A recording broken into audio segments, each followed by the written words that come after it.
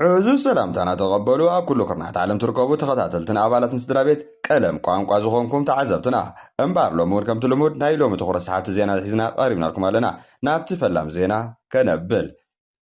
هلخات استرق مدرفتات هاي بيتيب موراد مسل دراسدو ويس بوليتيكا وطرت اب قربا وان كابيتيب زور زلو استرق مدرفتات ام منغو سبت بنت تقمت محورا ميديان سفيح كتعفت يرمالو اتو قدايا مجمرتا ناي مسل دراسن بحلا ورشان حتو كوانت مسألة قلت عزبتكن كاون لعلي ناي بوليتيكا محورا هلخات تسقاقير يبلو اتا اجندا بعبي استلعالة دمس اوي شويت مزقوس على دمس اوي قدم 14 عام دقي ما زغروتو ناي نفسي هر سنة او الامين عبد اللطيف سلام كبلك سلام زول درفي كابيتيب دحر مراديو እዚ ጉዳይ ኣብ መንጎ ኤርትራን ተጋሩን ኣብ ማሕበራዊ ሚድያ ሰፊሕ ክትዕምፍ ፍላይ ርእይቶ ኣስዒቡ ምንባር ድማ ይዝከር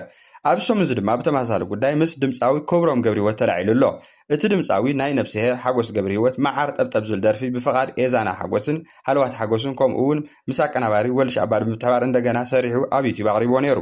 ይኹን እምበር ብዘይተገልፀ ምክንያት እቲ ደርፊ ሪፖርት ተገይሩ ካብ ዩቲብ ከም ዝወረ ተገይሩ ኣሎ እቲ ዝገርም ዝገብሮ እቶም ንኽድገም ፍቓድ ዝሃቡ ኤዛና ሓጎስን ሃልዋት ሓጎስን ደቁ ዝኾኑ ንነፍሲ ሄር ሓጎስ ገብረ ህይወት ባዕሎም ናብ ዩቲብ ሪፖርት ብምግባር እዮም ነቲ ብድምፃዊ ክብሮም ገብረ ህይወት ዝተደግመ ደርፊ ከውርድዎ ክኢሎም ዘለዉ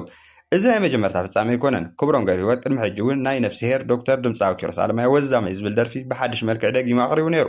እቲ ስራሕ ግን ብጓል ኪሮስ ኣለማዮ ዝኾነት ድምፃዊ ዛፉ ኪሮስ ካብ ዩቲብ ከም ዝወረደ እዩ ዝሕበር እቲ ድምፃዊ ኣብ ገጽ ፌስቡክ ከም ዝዘርግሖ ቪድዮ ብተደጋጋሚ ዝተፈጸመ ሪፖርት ኣደዳ ሞራላውን ገንዘባውን ጉድኣት ከም ዝኾነ ብምግላጽ ቅሬቱ ስሚዑ ኣሎ ኣብ ዓውዲ ስነ ጥበብ ዝነጥፉ ክኢላታት ከም ዝገልጽዎ ደርፍታት ምድጋም ኣብ ዓለም ልሙድ ተርእዮ እዩ ይኹን እምበር ቅድሚ ምድጋም ፍቓድ ምርካብን መሰል ደራስን ወናኒ ስራሕ ወረስቱን ምኽባር ኣገዳሲ እዩ ብተመሳሳሊ ብዙሓት እቲ ኣብ ኤርትራን ትግራይን ዝረአ ዘሎ ግጭት ኣብ ጉዳይ መሰል ደራስን ንላዕሊ ናብ ፖለቲካዊ ስምዒታት ህልኻን ተሰጋጊሩ ኣሎ ይብሉ ብፍላይ ኣብ ማሕበራዊ ሚድያ ዝረአ ዘሎ ክትዕ ንጉዳይ ስነ ጥበብ ኣብ ሙዚቃን ክርክር ናብ መንነታውን ፖለቲካዊ ምግምጋም ይወስዶ ከም ዘሎ እዮም ዘረድኡ ብሓፈሻ እቲ ጉዳይ ኣብ መንጎ ምኽባር መሰል ደራስን ምዕቃብ ባህላዊ ውርሻን ዘሎ ሚዛን ብዝምልከት ሕቶታት ዝተላዕለ ምዃኑ እኳ ዝፍለጥ ተኾነ ፀኒሑ ዝሓዞ ኣንፈት ግን ኣስጋኢ ምዃኑ ነቲ ጉዳይ ዝከታተሉ ወገናት ይሕብሩ ኣለዉ ኣብ መጻኢ ድማ ኣብ ጉዳይ ምድጋም ደርፍታት ጉሉፅን ሕጋውን ኣግባብን ስምዕነት ክህሉ ከም ዝድለ ብዙሓት ናይ ስነ ጥበብ ሰብ ሞያ ዝጠልብዎ ዘለዉ ጉዳይ ኮይኑ ኣሎ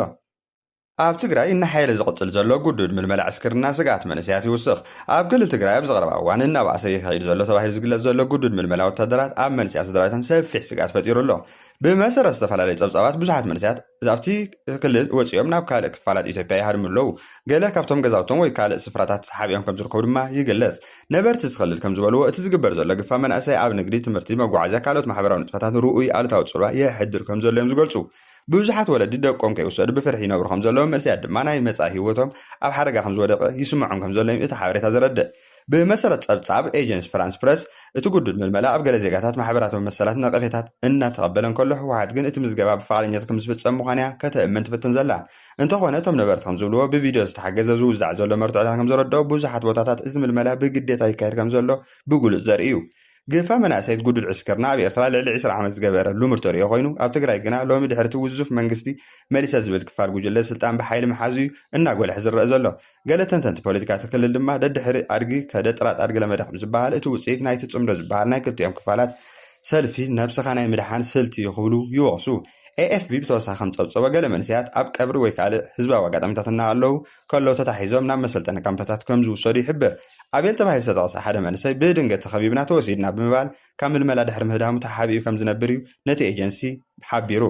እቲ ምዕባለ ኣብ ዝፍፀም ዘሎ ኣብ መንጎ ፌደራላዊ መንግስቲ ኢትዮጵያን ሓደሽቲ መራሕቲ ትግራይን ውጥረት እናወሰኸ ይኸይድ ከም ዘሎ ይሕበር ድሕርቲ ብስምምዕ ፕሪቶርያ ዝተፈጠረ ግዝያዊ ምምሕዳር ምፍራሱ እቶም ቅድሚ ኩናት ዝነበሩ መራሕቲ ናብ ስልጣን ምላሶም ፖለቲካዊ ውጥረት እናገደደ ምምፅኡ ምህላው ድማ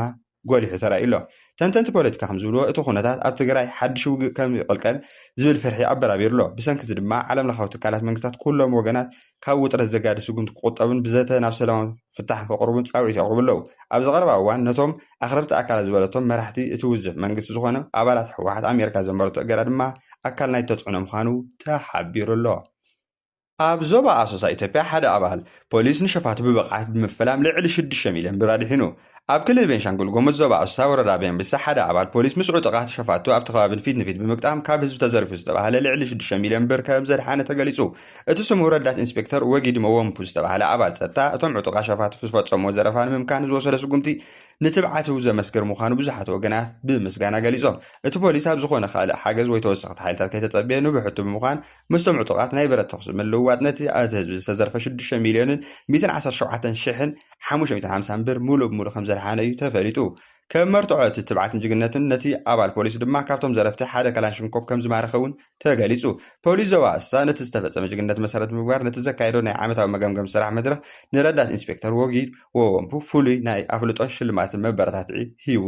እዚ ድማ እቲ ሽልማት ተባሂሉ ዝተዋህቦ 10,000 ብር ጥራይ ብምዃኑ ግን ካልእ መዘራርባ ኣርስቲ ኮይኑ ኣሎ። ሓላፊ ቤት ጽሕፈት ፖሊስ ነቲ ዞባ ኮማንደር ዓብዱርሃን ኣሕመድ ኣብቲ መድረኽ ከም ዝገለጽዎ እቲ ተፈጺሙ ዘሎ ጅግነት ንኻልኦት ኣባላት ፀጥታ ኣርኣያ ዝኾነ ንድሕንነት ህዝቢ ዘረጋግጽ ወሳኒ ስጉምቲ ምዃኑ ኣስሚሩ ኣሎ። እዚ ፍጻሜ ንተወፋይነትን ብቕዓት ኣባላት ፖሊስ ኣብ ምኽባር ሰላም ድሕነትን ንብረትን ህዝብን ዘለዎም ግደ ዘርኢ ብምባል ኣብቲ ከባቢ ዘሎ ህዝቢ እውን ነቲ ጅግነትን ኣድናቖት ፖሊስ ይገልጹ ኣለዉ። ብሽም ጽምዶ ይካየድ ዘሎ ሓበራዊ ምድላው ስጋኣት ከም ዝፈጠረላ ኢትዮጵያ ገሊጻ። ላዕለዎት ሰበስልጣን ፌደራል መንግስቲ ኢትዮጵያ ጽምዶ ሓድሽ ዞባዊ ስጋኣት ከም ዝፈጠረ ብተደጋጋሚ ይገልጹ ኣለዉ። እዚ ምስጢራዊ ልፍንቲ ነቶም ትማሊ ኣብ ኩናት ተፋጢጦም ዝነበሩ ሕድሕዳዊ ሕሱም ጽልኢ ዝነበሮም ሓይልታት ትግራይን መንግስቲ ኤርትራን ኣንጻር ፌደራል መንግስቲ ዘተሓባብር ተኣፋፊ ኪዳን እዩ ክብሉ ይገልጹ። እቲ ጽምዶ ዝተባሃለ ቃል ኣብ መንጎ ህወሓትን መንግስቲ ኤርትራን ዝተፈጠረ ዘይወግዓዊ ጥምረት ንምግላጽ እዩ ፌደራል መንግስቲ ክጥቀመሉ ጀሚሩ ዘሎ። ሚኒስትር ጉዳያት ወፃኢ ኢትዮጵያ ጊድዮን ጢሞቴዎስ ኣብ ዘቕረባ እዋን ኣብ ቻተም ሃውስ ኣብ ዝገበሮ መደረ እዚ ጽምዶ ዝተባሃለ ሓድሽ ምስጢራዊ ጥምረት ንኢትዮጵያን ከባቢኣን ከቢድ ስግኣት ሒዙ ዝመጽእ ምዃኑ ኣጠንቂቑ። መንግስቲ ፌደራል እቶም ብዶክተር ደብረጽዮን ዝመዘዙ መራሕቲ ህወሓት ነቲ ስምምዕ ፕሪቶርያ ምፍራስ ካልእ ወታደራዊ ጥምረት ምድላዋትን ጉዱድ ግፋንየ ዝገብሩ ዘለዉ ምዃኖም ብሓገዝ ምደገፍን ስርዓት ክግደፍ እዩ ክብል ይኸስስ። እቶም ኣብ 2020 ደማዊ ውግእ ዘካየዱ ሓይልታት ሎሚ ኣንጻር ኢትዮጵያ ተጸሚዶም ምባሉ ንብዙሓት ተንተንቲ ቀርኒ ኣፍሪቃ ዘገረመ ፍጻመ ኮይኑ ኣሎ። ብኣንጻሩ መራሕቲ ህወሓት ወሃብቲ ቃል መንግስቲ ኤርትራን ነዚ ክሲ ፍጹም መሰረት የብሉን ክብሉ ይነጽግዎ ኣለዉ። እቲ ብደብረጽዮን ዝምራሕ ጉጅለ መንግስቲ ኢትዮጵያ ነቲ ኣብ ልዕሊ ትግራይ ዝፈጸሞ መጥቃዕቲ ድሮን ንዝፈጠሮ ወታደራዊ ውጥረታትን ብምኽንያታ ንምድላይ ጽምዶ ዝበሃል ናይ ሓሶት ጸላኢ ፈጢሩ ይኸሰልና ኣሎ ክብሉ ይከራኸሩ። እዚ ጽምዶ ዝተባሃለ ምስጢራዊ ኪዳን ብሓቂ ኣብ ባይታ ዘሎ ስግኣት ይኹን ወይስ ፖለቲካዊ ምስምስ እቲ ዞባ ግን ዳግማይ ናብ ከቢድ ወታደራዊ ምሰሓቢ ኣቱ ከም ዘሎ መርኣያ ኮይኑ ኣሎ ክብሉ ጸብጻብ ዘኣፍሪካን ሪፖርት ዝዘርጎ ሓበሬታ የመላኽት። ግብፂ ኣብ ልዕሊ ስደተኛታት ዝካየድ ግፋእ ኣሕኢላ ደቂ ኣንስትዮ እውን ኣብ ዒላ ማእቲን ኣለዋ። ኣብ ዝሓለፈ ወርሒ ኣብ ግብፂ ዝተረኣየ ናይ መሳርሒ ምግፋፍን ዘመታ ኣብ ልዕሊ ስደተኛታት ቀፂሉ ይርከብ ኣሎ። ብፍላይ ኣብ ካይሮን ኣብ ካልኦት ከተማታት ዝነብሩ ኤርትራን ኢትዮጵያውያን ስደተኛታት ብቐጻሊ ኣብ ትሕቲ ምፍታሽ መሳርሒ ይወድቁ ከም ዘለዉ ሓበሬታታት ይጠቕሱ። ክሳብ ሕጂ እቲ ግፋእ ብበዝሒ ንደቂ ተባዕትዮ ጥራይ ከዘነጻጸረ እኳ እንተነበረ ኣብዚ እዋን እዚ ግን ደቂ ኣንስትዮ እውን ኣብ ትሕቲ እቲ ዘመተ ይኣትዋ ከም ዘለዋ ይሕበር።